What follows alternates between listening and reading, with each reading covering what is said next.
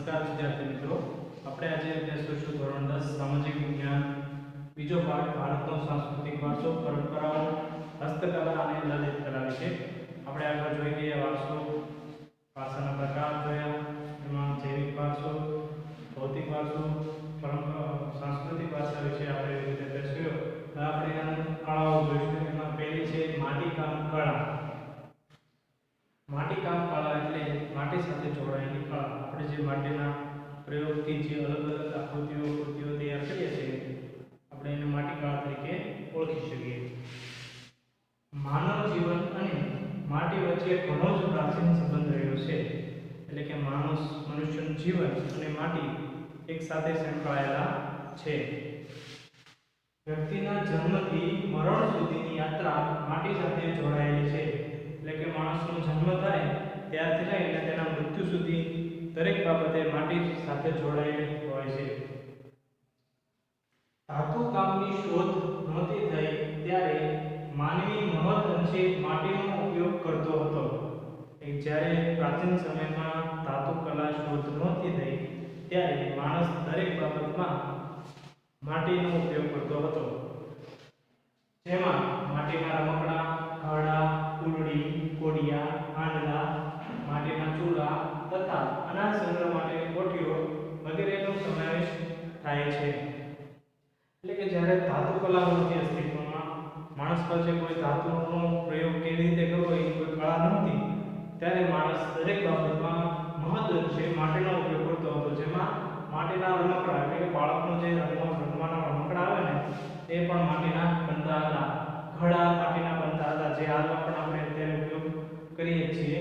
કુલડી, કોડિયા, હાંડલા, માટીના ચૂલા પણ અત્યારે હાલમાં ઘણી જગ્યાએ આપણે ઉપયોગ કરીએ છીએ, જે પ્રાચીન સમયથી જ માટી સાથે જોડાયેલું છે. તથા અનાજ સંગ્રહ માટેની કોઠીઓ. એટલે માણસ પાસે જ્યારે અનાજને સંગ્રહ કરવા માટે કોઈ પણ પ્રકારનું વસ્તુ અસ્તિત્વમાં નહોતી ત્યારે માણસ અનાજને સંગ્રહ કરવા માટે માટીની કોઠીઓ બનાવતો, જેમાં તે પોતે પોતાના અનાજનો સંગ્રહ કરતો. તે સમયે ઘરની દિવાલોને પણ માટી અને છાણથી લીપી રક્ષણ આપવામાં આવતું હતું. આપણે તમે જોયા છે, હાલમાં પણ ઘણા એવા ઘર જોવા મળે છે, મકાનો જોવા મળે છે જેની દિવાલો કાચી હોય. તો એવી કાચી દિવાલો હોય ને એને માટી અને છાણનું મિશ્રણ કરી અને એને લીપવામાં આવે છે, જેનાથી દિવાલને રક્ષણ મળે છે. તો જ્યારે મનુષ્ય પાસે એટલું બધું આધુનિક નહોતો બન્યો અને માટીના મકાનોમાં રહેતો, કાચી દિવાલો હતી, ત્યારે માટી અને છાણથી દિવાલોને રક્ષણ આપવામાં આવતું હતું. પછી દરેક પ્રકારના પ્રવાહી માટે માટીના વાસણો જ ઉપયોગ થતો હતો. પ્રાચીન સમયમાં જ્યારે આપણી પાસે કોઈ પણ પ્રકારના વાસણો ધાતુ અવેલેબલ નહોતી, કે આપણી પાસે કોઈ પણ ધાતુ નહોતી, ત્યારે આપણી પાસે એના વાસણો પણ ન જ હોય, એટલે દરેક વખતે માટીના વાસણોનો ઉપયોગ થતો હતો. જેમાં દરેક પ્રકારના પ્રવાહી આપણે ઉપયોગ કરતા, જેમ કે પાણી, દૂધ, દહીં, છાશ, માખણ, ઘી વગેરે પ્રકારના પ્રવાહીઓ આપણે માટીના વાસણમાં ઉપયોગ કરતા હતા. રસોઈના વાસણ પણ માટીના જ હતા. એટલે માણસ પાસે જ્યારે કોઈ ધાતુ નહોતી ત્યારે રસોઈ બનાવવા માટે પણ માટીના વાસણોનો જ ઉપયોગ કરતો હતો. પ્રાચીન સમયથી જ માટીના વાસણોમાં રસોઈ બનાવવામાં આવતી હતી. લોથલ, મોહેંજો-દડો, હડપ્પા સંસ્કૃતિના સમયના માટીના લાલ રંગના પવાલા, બરણી, રકાબી વગેરે વાસણો મળેલા છે. આપણી પ્રાચીનતમ નગર સભ્યતા છે હડપ્પા સભ્યતા કે હડપ્પા સંસ્કૃતિ. તેના નગરો છે લોથલ, મોહેંજો-દડો અને હડપ્પા.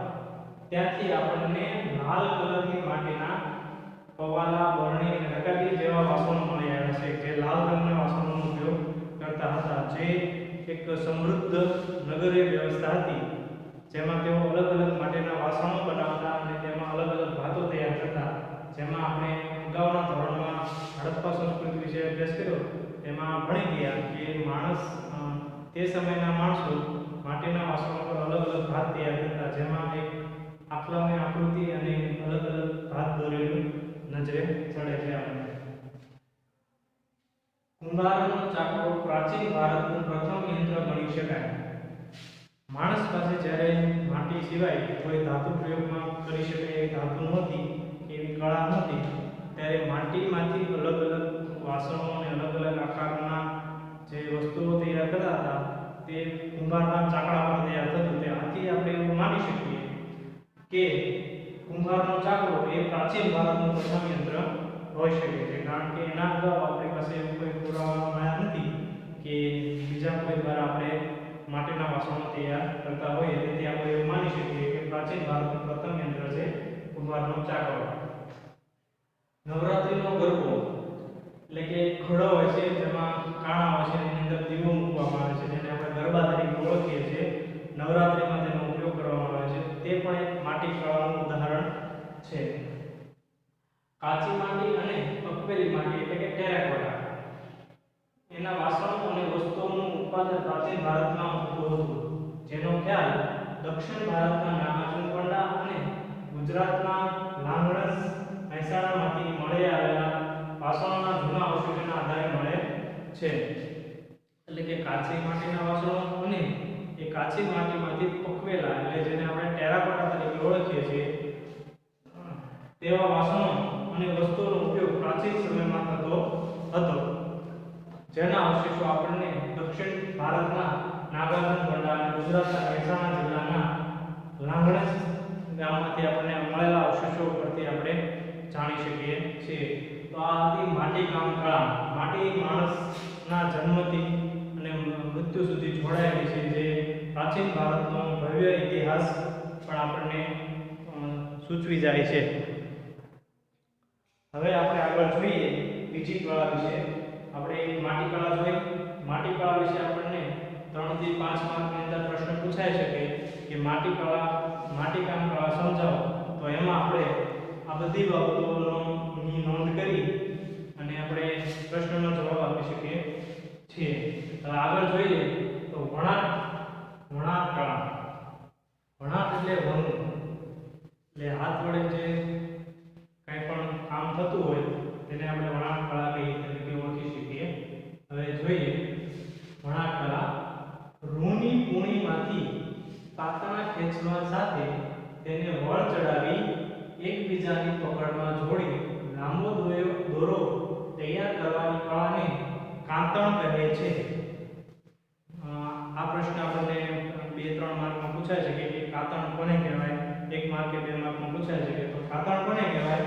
તો કે રૂ હોય જે આપણે કપાસ ઉગે છે એમાંથી જે રૂ નીકળે છે એ રૂની પૂણીમાંથી તાતણા ખેંચવામાં આવે છે, સાથે તેને વળ ચડાવવામાં આવે છે, એકબીજાની પકડમાં જોડી લાંબો દોરો તૈયાર કરવાની પદ્ધતિ એટલે તાતણ. ગાંધીજીએ તાતણ વણાટ ગૃહ ઉદ્યોગને સવિશેષ મહત્વ આપી આઝાદીના આંદોલનમાં સ્વદેશી અને સ્વાવલંબન સાથે જોડી અને ઇતિહાસ રચ્યો હતો, જે આપણે સૌ કોઈ જાણીએ છીએ. એટલે કે ગાંધીજીએ છે ને આઝાદીના સમયમાં સ્વદેશી અપનાવવાનો નારો આપેલો. સ્વદેશી અપનાવવા માટે આપણે સ્વદેશી કાપડનો ઉપયોગ કરતા, જેના માટે વણાટ ગૃહ ઉદ્યોગનો મહત્તમ ઉપયોગ થઈ આપણે સ્વાવલંબન પણ બનતા, જેનાથી આપણે ઘણો ફાયદો થયેલો હતો. આગળ જોઈએ હાથવણાટ. પ્રાચીન સમયથી ભારત વસ્ત્ર વિદ્યા ક્ષેત્રે જાણીતું છે. એટલે પ્રાચીન સમયથી જ આપણે વસ્ત્રનો ઉપયોગ કરતા રહ્યા છીએ, તેના માટે ભારત સવિશેષ જાણીતું છે. ભારતના કુશળ કારીગરો દ્વારા તૈયાર થતી ઢાકાની મનોરંજન તાકો દિવસળની પેટીમાં અથવા સાડી પેટીમાંથી પસાર થતી એવી આપણે વાતો સાંભળેલી છે કે ઢાકાનો જે મનોરંજન તાકો હોય છે એ આપણે દિવસળીનું બોક્સ આવે અને બાકસ કહીએ જેની અંદર સમય જતો, પછી એવી સાડીઓ બનાવવામાં આવતી જે પેટીમાંથી પસાર થઈ જતી હતી. કાશ્મીર સહિત ભારતમાં બનતા ગાલીચા, પાટણના પટોળા, કાંજીવરી તેમજ બનારસની સાડી, રાજસ્થાની બાંધણીઓ જેવા હાથવણાટના હુનરના નમૂના એ ભારતની એક આગવી ઓળખ છે. ભારતની કોઈ આગવી ઓળખ ગણેલી હોય તો આપણે એમાં ગણાવી શકીએ કે કાશ્મીર સહિત ભારતમાં બનતા ગાલીચા, એટલે જે ગાલીચા બને છે તે, પછી પાટણના પટોળા છે, પછી કાંજીવરમ તેમજ બનારસની સાડી કારીઓ છે, રાજસ્થાની બાંધણીઓ છે, જેને આપણે આગવી ઓળખ ગણાવી શકીએ છીએ. ગુજરાતમાં સોલંકી યુગના સુવર્ણકાળમાં તેના પાટનગર પાટણમાં અનેક કારીગરો, જેને આપણે સાળવીઓ કહી શકીએ છીએ, તે આવીને વસ્યા હતા. તેમની આવડત અને કૌશલ્યને લીધે પાટણના પટોળા જગવિખ્યાત બન્યા હતા. આપણે સૌ કોઈ જાણીએ છીએ કે પાટણના પટોળા જગવિખ્યાત છે. તે સોલંકી યુગમાં તૈયાર કરવામાં આવ્યા હતા. એટલે કે આજથી ઈસવીસન 850 ની આજુબાજુ સોલંકી યુગમાં આપણે આ પાટણના પટોળા કારીગરીઓ દ્વારા શરૂ કરવામાં આવ્યા હતા, જે અત્યારે જગવિખ્યાત છે. આ હુનર 850 વર્ષ કરતાં પણ પ્રાચીન છે. એટલે કે આજથી 850 વર્ષ પહેલા જઈએ તો ત્યારથી પાટણના પટોળા પ્રખ્યાત બન્યા છે. અત્યંત અટપટી, જટિલ અને સમય માંગી લેતી આ કળા હાલમાં મર્યાદિત કારીગરો પાસે રહી છે.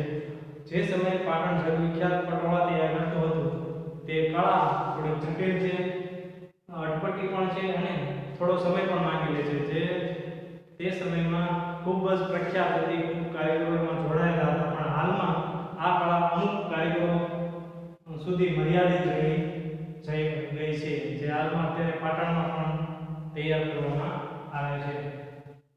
પાટણમાં બનતા આ રેશમી વસ્ત્ર બેવડ ઇક્ત વણાટને પટોળા તરીકે ઓળખવામાં આવે છે.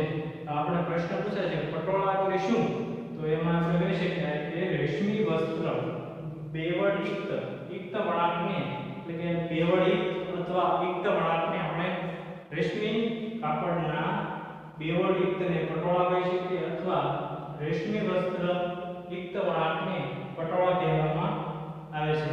જેમાં બંને બાજુ એક જ ભાત દેખાય છે.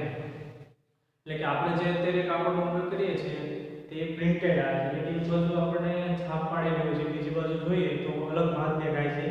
તો અહીંયા એવું હોતું નથી. પટોળામાં બંને બાજુ એક જ સરખી ભાત જોવા મળે છે, જેથી આપણે તેને ગમે તે બાજુ પહેરી શકીએ છીએ. તે વર્ષો સુધી ટકી રહે છે. પાટણનો જે પટોળો છે એ એટલું મજબૂત આવે છે કે જે વર્ષો સુધી ટકી રહે છે. તેનો રંગ પણ જતો નથી. પાટણના પટોળાની કારીગરી એટલી સરસ રીતે કરવામાં આવે છે કે તે લાંબો સમય ટકે છે અને તેમાંથી રંગ પણ જતો નથી. પાટણનું પટોળું એટલે જ જગવિખ્યાત બનેલું હતું. પાટણના પટોળા જે આપણે અત્યારે જોયા તે પોતાની આવડતના કારણે બનાવતા, તેના વર્ષો સુધી ટકા રહેવાની કળા અને રંગ ન છોડવાની કળા જે પાટણના પટોળામાં છે, તેના કારણે જૂના સમયમાં એક કહેવત મળી હતી, પડી પટોળે ભાત ફાટે પણ ફીટે નહીં. તે કહેવત પ્રચલિત હતી. એટલે કે પટોળામાં ભાત જે પડે છે તે ભાત પડ્યા બાદ કાપડ ફાટશે અને ફૂટશે. એની કળા જે છે પાટણની પટોળાની તે વિખાશે નહીં. એટલે કે એમાંથી ભાત રંગ જશે નહીં અને લાંબો સમય ટકી રહેશે, એવી કહેવત કહેવા માંગતા હતા.